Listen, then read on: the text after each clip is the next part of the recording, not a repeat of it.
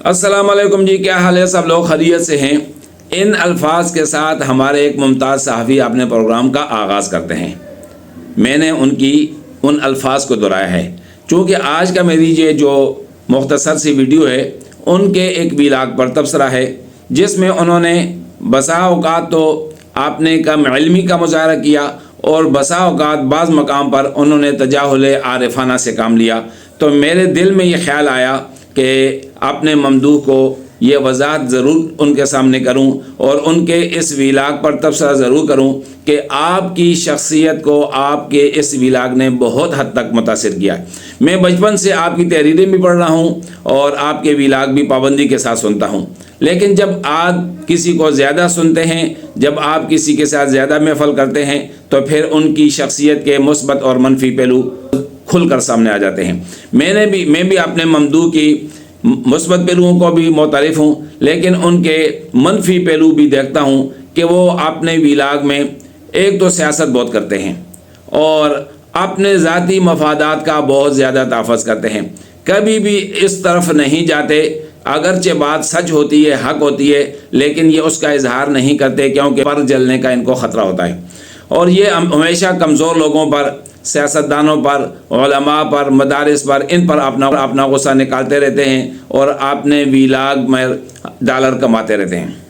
गुज़श्ता दिनों उन्होंने मदारिस पर और फिर मदारिस के ज़मन में उलमा पर, ख़ुसूसन मौलाना फजलुर रहमान साहब पर कुछ गुफ्तगू की है और उनकी इस गुफ्तगू में या तो उनकी जहालत कार फरमा थी या उनका तजाहुल आरिफाना। मिसाल के तौर पर वो शुरू में कहते हैं कि यह मदारिस फ़िरक़ा की तालीम देते हैं, अगली बार कहते हैं फ़िक़्ह की तालीम देते हैं।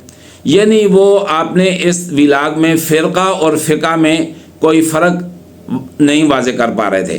वो समझ रहे थे शायद फ़िरक़ा भी एक ही चीज़ है और फ़िक़्ह भी एक चीज़ है। हालांकि फ़िरक़ा मेरे भाई तफ़रीक़ से है और फ़िक़्ह जो है वो ये फ़क़ाहत से है। फ़िरक़ा एक मनफी चीज़ है तफ़रीक़, और फ़िक़्ह जो है ये एक मुस्बत चीज़ है, पसंदीदा चीज़ है। जावेद चौधरी साहब, आपने इस व्लॉग में क्या कह रहे हैं, आप ज़रा ये वीडियो देखें।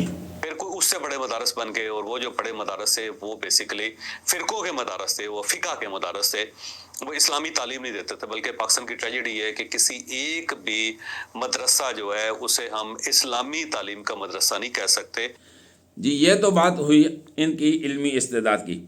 इसके बाद उन्होंने एक तजाहुल आरिफाना का जो मुज़ाहरा किया है, वो ये कहते हैं कि ये जो मदारिस हैं ये जनरल ज़ियाउल हक़ साहब के दौर में कायम हुए और चूँकि रूस और जिहाद की ज़रूरत थी तो मदारिस को कायम किया गया। हालांकि कौन सा वो मुसलमान होगा जिसको ये ना पता हो कि आप सल्लल्लाहु अलैहि वसल्लम ने मदारिस की बुनियाद दार अरकम से और असहाब सुफ़ा के नाम से जो मदीना तैयबा के अंदर मस्जिद नबी के अंदर कायम किया गया था, वहाँ से इसकी बुनियाद पड़ी। और जूँ जूँ ज़मीन के ऊपर मुसलमानों की तादाद में इजाफ़ा होता गया, मसाजिद और मदारिस तामीर होते रहे और उनकी आबादी में इजाफ़ा होता रहा। चूँकि मुस्लिम मुआशरे के अंदर सबसे बुनियादी जो ज़रूरत है, जो बुनियादी चीज़ है, वो मदरसा है और मस्जिद है। तो हमारे ममदूह जो है इस मामले में भी बड़ा उन्होंने अजीब बात की कि ये जनरल ज़ियाउल हक़ के दौर में इनमें इजाफ़ा हुआ। ज़ाहिर आबादी में भी इजाफ़ा अगर आप देखेंगे तो जनरल ज़ियाउल हक़ साहब के दौर में ही हुआ होगा। पाकिस्तान जब आबाद हुआ, जब आज़ाद हुआ, तो उस वक़्त इसकी आबादी लाखों में थी और आज पाकिस्तान की आबादी करोड़ों में है। तो ज़ाहिर है जब मुस्लिम माशरे में लोग बढ़ेंगे, ज़्यादा नफ़र होंगे, तो फिर वहाँ मसाजिद की ज़रूरत ज़्यादा होगी, मदारिस की ज़रूरत ज़्यादा होगी। तो ये आपने कहाँ से देख लिया, कहाँ से सुन लिया, कहाँ पढ़ लिया कि इन मदारिस की आबादी या इनमें इजाफ़ा जो है ज़ियाउल हक़ साहब के दौर में हुआ। हमारे ममदूह मदारिस के हवाले से एक और ऐसी बात कर रहे हैं जो आप सुनकर आप भी हैरान हो जाएंगे। कहते हैं कि इन मदारिस का निसाब जो है यूनिवर्सिटी ऑफ नेब्रास्का से इसका निसाब और सलेबस बन के आता था कहकर उन्होंने 2 नंबरी की है कि ये अगर कोई एतराज़ करे तो मैं कहूँगा ये पुरानी बात है और ये फ़लाँ जगह लिखी हुई है, फ़लाँ जगह लिखी हुई है। यहाँ भी उन्होंने जो हवाला दिया कि ये फ़लाँ जगह भी छपी हुई है। भाई, छापने वाले कौन हैं, लिखने वाले कौन हैं? पहली बात तो ये है। दूसरी बात यह है कि आज मदारिस के ख़िलाफ़ जो मुहिम है, आज के मदारिस के हवाले से जो अमेरिका को भी एतराज़ है, फेटफ को भी एतराज़ है और जावेद चौधरी साहब को भी एतराज़ है, تو آج کے مدارس پر کیا اعتراض ہے؟ آج کے مدارس پر تو اعتراض ہی یہ ہے کہ وہ امریکہ کے نصاب کو نہیں پڑھانا چاہتے، وہ امریکی یونیورسٹیوں کا نصاب نہیں پڑھانا چاہتے، وہ قرآن اور حدیث کی تعلیم دینا چاہتے ہیں، فقہ کی تعلیم دینا چاہتے ہیں۔ تو یہ کہنا کہ مدارس کا نصاب جو ہے امریکہ کی یونیورسٹی سے بن کر آتا تھا، اور یہ ایک پرانی بات کو یہاں ذکر کر کے لوگوں کو ذہن میں یہ انتشار ڈالنے کی جاوید چودھری صاحب نے کوشش کی ہے کہ گویا یہ مدارس قائم کرنے والا امریکہ ہے۔ حالانکہ ساری دنیا، اب تو میں سمجھتا ہوں گاؤں میں ایک گنوار آدمی بھی یہ سمجھتا ہے کہ مدارس کا مخالف، مدارس کو ختم کرنے کی کوشش کرنے والا، در حقیقت اسلام کو ختم کرنے والا وہ امریکہ اور اس کے حواری ہیں، اور یہ ساری سازشیں اسی حوالے سے ہو رہی ہیں۔ تو یہ کہنا کہ مدارس کا نصاب جو ہے پہلے آیا کرتا تھا، اس بات کو یہاں شامل کرنا اور یہاں ایڈ کر کے لوگوں کو ذہنوں میں فطور ڈالنا۔ دوسری بات، جاوید چودھری صاحب نے اپنے ویلاگ میں ایک اور بات کہی کہ مولانا فضل الرحمان صاحب کیوں مدارس کو وزارت تعلیم میں نہیں ہونے دیتے۔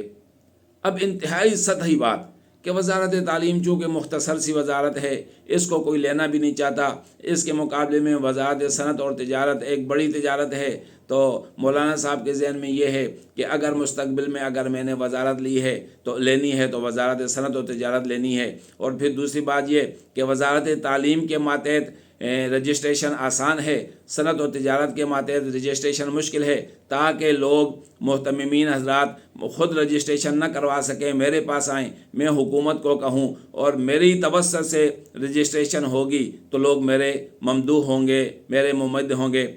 ارے میرے بھائی، اس میں یقین سمجھتا ہوں کہ آپ نے تجاہل عارفانہ کیا ہے، یا تو آپ نے کسی کا پڑھایا ہوا سبق کچا کر کے سنا دیا، آپ نے اس کو صحیح یاد نہیں کیا، ورنہ آپ کے نزدیک مولانا فضل الرحمان جس کا نام ہے وہ سسٹم کا باپ ہے، آپ کے نزدیک وہ سیاست کا سلطان ہے۔ اگر اتنی ہلکی آپ کی طرح ان کی سوچ ہوتی، اتنی سطحی بات اگر وہ سوچتے، تو میں سمجھتا ہوں کہ آج ان کا نام پوری دنیا میں نہ چمک رہا ہوتا۔ پورا پاکستان نہیں، پوری دنیا آج ان کی سیاست کی معترف ہے۔ اس کی وجہ یہ ہے کہ ایک واحد شخصیت ہے جو اسلام کے لیے، مدارس کے لیے، مساجد کے لیے اور دین کے تحفظ کے لیے اپنی جدوجہد کو بروئے کار لائے ہوئے ہیں۔ آپ کا یہ الزام سن کر انتہائی افسوس ہوا ہے۔